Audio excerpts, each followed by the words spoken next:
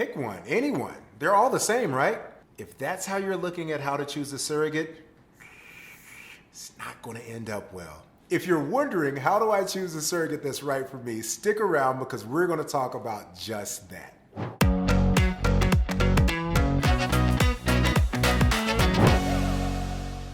What's up? I'm Corlando Scott, and I'm an assisted reproductive technologies attorney. That basically means that I just dedicated my practice to the art of helping people grow their family through assisted reproduction. That's surrogacy, egg donation, sperm, embryo donation, and all that jazz.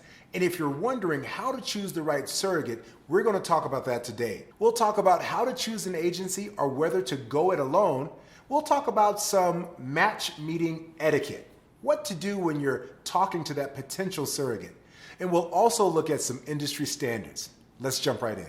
The first question you have to ask yourself is, do I work with an agency or do I do it by myself?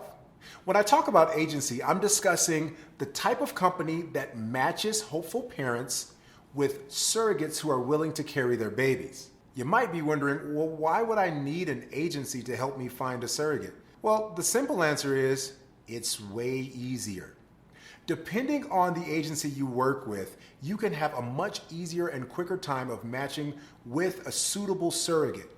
Now, buyer beware.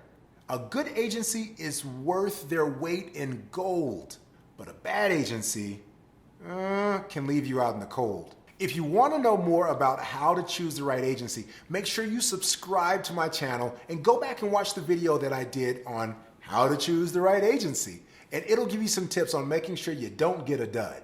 One of the things that is a benefit of working with an agency is many times a great agency will pre-screen their surrogates. They may not do a full medical analysis, but they may do a great pre-screening process. A pre-screening process consists of just looking at the medical background of the potential candidate, making sure that they've had successful and trouble-free, non-problematic prior deliveries, doing a background check, yes, a criminal background check, and also maybe even going ahead and sending the candidate through a psychological evaluation to make sure that they're mentally and emotionally prepared to be a surrogate. Working with an agency allows you to have a conversation with a professional that has already considered a lot of the things that you will need to consider in who's the right surrogate. Now, of course, you're an individual. You're special, and so you have specifications and things that matter to you that may not matter to the next person, and we'll factor all that into who's right for you,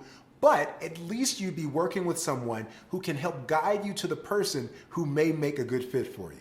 Another benefit of the agency is that they will serve as a go-between in this initial phase of matching with the surrogate. They can plan meetings, they can arrange for you guys to have conversations, and they can facilitate that matchmaking process, so to speak. And it makes things a little less awkward than just, I don't know, responding to a Craigslist ad about, will you carry my baby?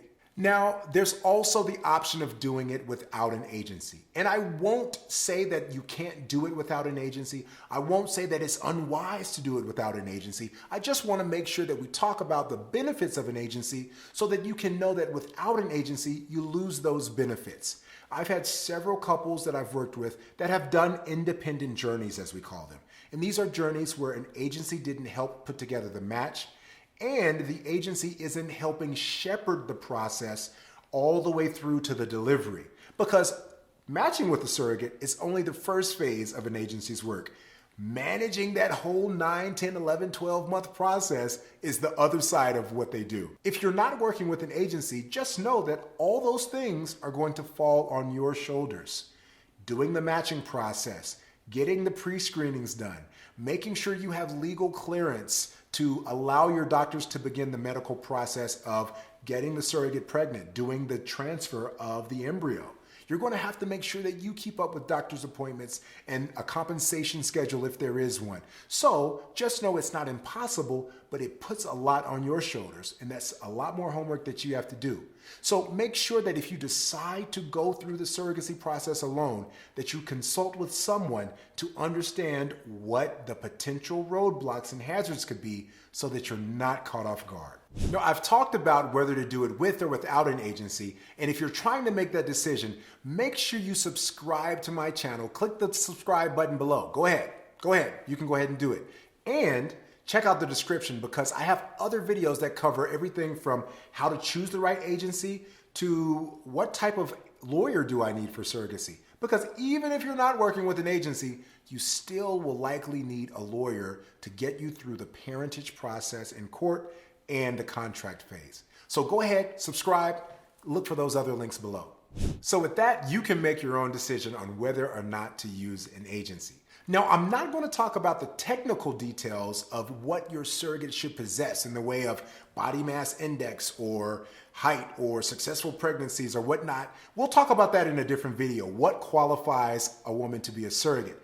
Right now, though, I want to talk about the match meeting and match meeting etiquette. Yeah, it's important. But if you do want to know about that, make sure you subscribe so you see when that video comes out. For now, I want to talk about match meeting etiquette. Yeah, you heard me.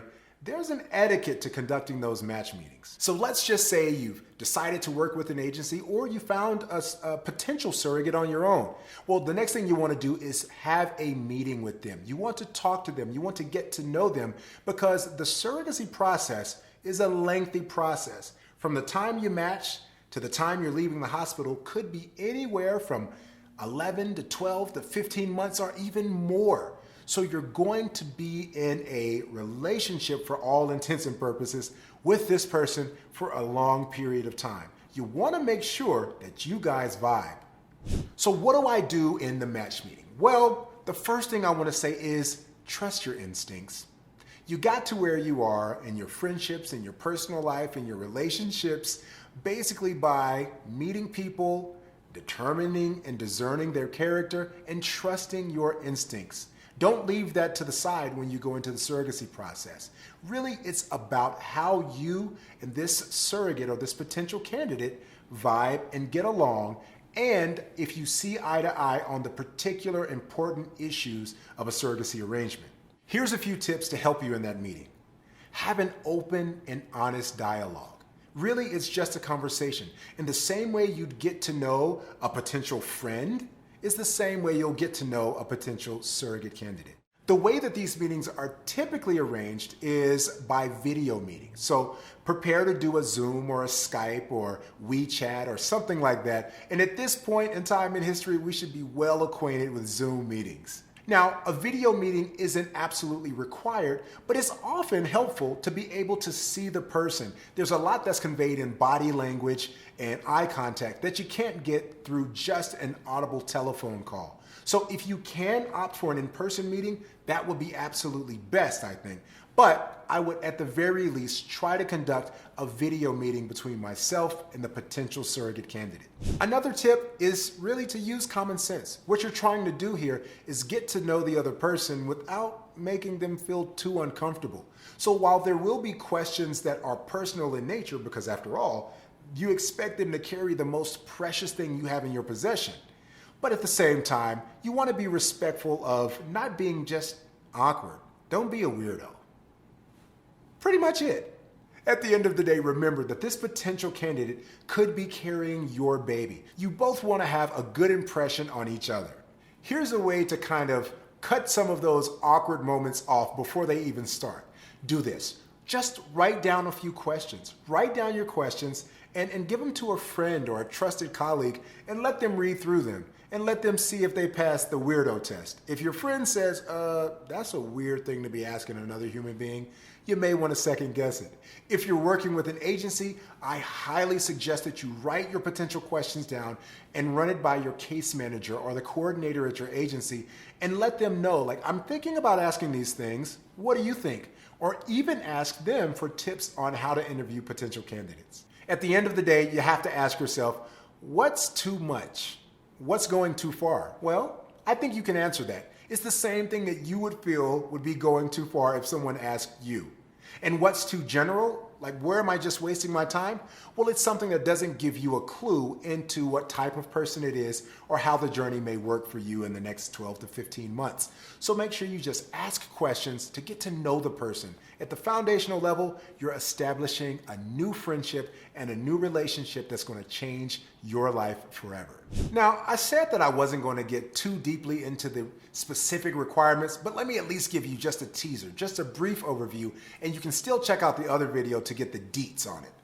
So, what are some industry standards around surrogacy, surrogates, and who qualifies? So, are there industry standards around who should or should not be a surrogate? Yeah, there's definitely some generally accepted trains of thought. The American Society for Reproductive Medicine is a great organization that really helps set standards in this industry. And they've laid out some details for what should be in place for a woman to be considered a potential surrogacy candidate. There are some health and medical requirements, like she has to at least have had one successful healthy delivery with no problems and no complications. Of course, you want your surrogate to be in a smoke-free and drug-free environment. There's also some physical requirements. You want your surrogate to be between the ages of 21 and 40, and this reduces the chances that your surrogate could undergo a high-risk pregnancy. There's things to consider like BMI, the body mass index of the potential candidate. There's also other things like you probably don't want a surrogate who's gotten tattoos or certain body piercings in the last recent period of time. You want to make sure that you're clear of any potential infections that could have been passed through needles and things like that. There's also psychological requirements that you'll want to consider. And yes, there should be a formal mental health assessment done, but you also just want to make sure that that person is very compassionate, very caring. That's the type of person you want, carrying the most precious thing that you possess for the period of 9 months. And last but not least, there's also some financial requirements. One of the things that we don't want is we don't ever want it to be brought into question as to whether the surrogate was induced with payment to become a surrogate. So you want to make sure that your surrogate is not on any kind of government assistance or anything that could paint the potential picture that she was lured to offer her body for surrogacy because and only because of a potential payday. So we want to make sure that the potential surrogates are in good financial standing and that the surrogacy compensation that they may receive won't be their only form of sustaining their lifestyle. So with this, you're well on your way to knowing how to choose the right surrogate for you. But if you're thinking about choosing a surrogate, you're also wondering, how do I put all this together? And I have a treat for you. I created a training called the 3 T's of Surrogacy, and it's my framework for how to undertake the surrogacy process. And in it, I talk about the 3 main things you need to grow your family through surrogacy without losing sleep, time, or money. I'll walk you through it. All you have to do is click the link below and get the free training in your hands that'll get you one step closer to your dream of growing your family through assisted reproduction. Make sure to click below and I'll see you there.